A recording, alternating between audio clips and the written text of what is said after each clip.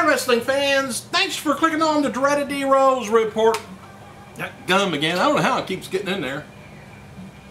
Alright, here's a little horrible little, two people split up. They say all kinds of things about each other. New Jack and Terry Reynolds, Goldust's ex-wife, recently called it quits on their new, nearly 2-year relationship, I guess. And the breakup has since turned nasty, as former ECW star allegedly to numerous colleagues said that Terry Reynolds contracted and spread a sexually transmitted disease throughout the wrestling industry. Of course, she denies it and is going to take legal action if he doesn't apologize, retraction, all this stuff. I'll let you know more on that later. It sounds like it might get kind of like Dwayne and John. Earlier today, Dwayne "The Rock" Johnson posted a 10-minute video running down John Cena, talking trash about him on WWE recent Australian tour. Anyway, The Rock vowed to whoop Cena's ass before WrestleMania, and a few comments that some people might consider borderline homophobic. Yes, that word's back out again. Including saying Cena's wristband makes him look like a bloated transvestite Wonder Woman. I don't know why people just can't take being called names and pardon me, but I don't know. Anyway, Cena responded to The Rock on Wednesday afternoon. Following that statement, anyway, he says, "C Nation just saw Dwayne The Rock's statement via satellite, of course." He said, "Sad, really. It's like an episode of Mad Money." He says, "I wonder if Glad will be offended by Dwayne's statement." Either way, it looks like we really made him mad somehow. But certainly not bad enough to show up and do anything about it. Maybe he can send in a stuntman to take his place. Oh well. Until April 1st, he says, "Keep bringing it, man." He says, "You're doing great, your friend John Cena." Some of the wrestlers who TNA used at the set of Impact Wrestling tapings before Destination X, who weren't regulars, have noticed that they couldn't believe how bad the morale in the company is.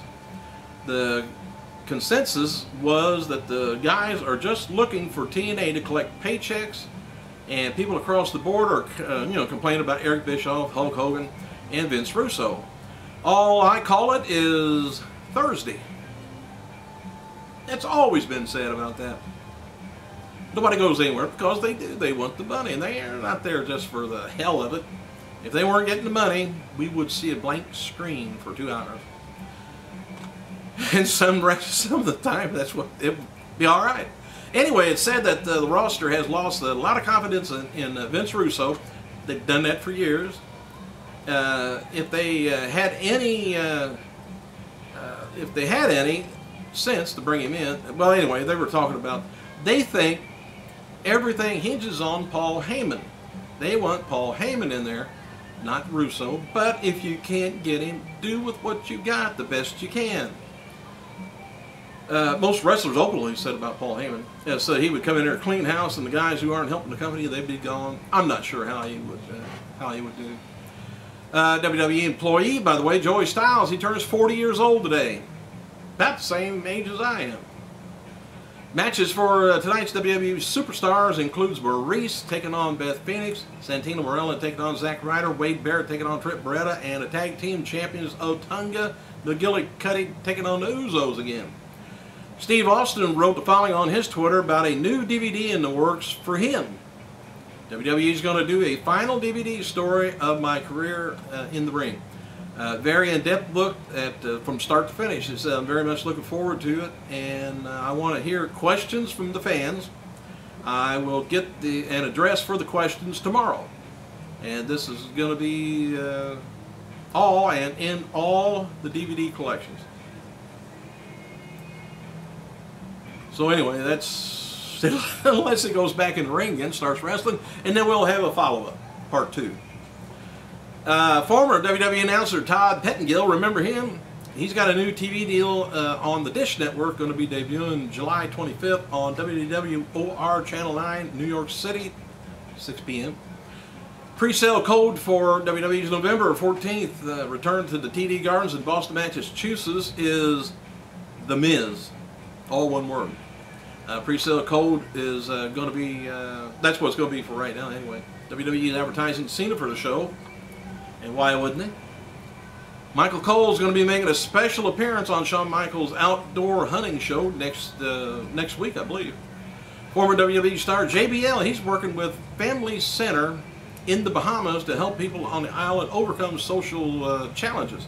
JBL calls Bermuda one of the best places on the planet and is looking forward to help from the help from international charities beyond sports to clean up the neighborhood in the Bahamas and where it's been affected by antisocial behavior.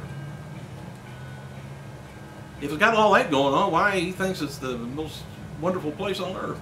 Didn't sound right. WWE is holding focus groups. Everybody's trying to help everybody. So now this is, whether this goes through or not, I hope it does. WWE is holding focus groups in the New York City area for males and females from ages 18 to 54 who's currently or former fans to discuss the WWE project and its positives and negatives, and if they stopped watching them regularly, and why did they stop watching them regularly. The focus groups there started by WWE to begin coming up with ways to bring back fans to work on weaknesses in the current product. Wouldn't you love to be on that board? Former, and be honest too. I don't know whether the other people be honest about it or not, whether any of that's going on. Former WWE star Sedan Grenier he's backstage last night at SmackDown tapings from Connecticut. Grenier's accompanied by students from his wrestling school for pre-show tryout matches. WWE original Just Incredible was also backstage last night, just visiting friends. And internally it is said that the WWE I'm back. Internally, I might as well not have been back. Internally, it's said that the WWE roster and crew members are looking forward to the Money in the Bank pay-per-view as much as they look forward to WrestleMania or other major exciting events.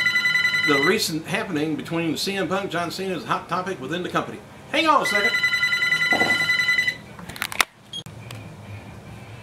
Hi, I'm back. Anyway, TNA has announced the location of next year's Bound for Glory pay-per-view, and it's going to be announced on ESPN.com tomorrow morning, 7 a.m. Eastern Standard Time. The announcement is going to be hosted by sportscaster Robert Flores, and Sting is going to be appearing. The location reportedly is Pennsylvania, Philadelphia. Oh, now they'd get back in there again. Anyway, Hulk Hogan, he reportedly had a meeting with TNA talent Tuesday before the Impact taping, where he stressed that everyone needs to step up their game when it comes to telling stories in the ring. Apparently, this is a common theme of Hogan, in the meetings, and said that talent on Tuesday weren't very receptive to the speech as they, heard it before. Dixie Carter asked the roster if anyone had any questions. Nobody did. And it's noted Vince Russo and his sidekick Matt Conway were the only two people not in attendance at the meeting. It sounds like there might be a little bit of disgruntled stuff going on. Stan the Man with stopwatch hands said 24 minutes 46 seconds of in-ring action was this last Tuesday's episode of NXT, up from the previous week, and that's the same amount of time of in-ring action that was on Raw. That was a little over 2 hour show. They only had like 24 minutes. Former star WWE Zach Gowen, he revealed in a recent interview with Alex Marvez that he recently underwent WWE-sponsored rehab for drug and alcohol problems that he once had after getting released from the company back in 2004. Well, that's none too soon, is it? 7 years ago. Gowen still wrestles independent circuits, and he thanks Ann Russo-Gordon of WWE for saving his life as she was running the program. And he wants to look forward to being a motivational speaker, and that's what I'd like to do, but nobody listens to me. Oh, thanks for clicking. I gotta go.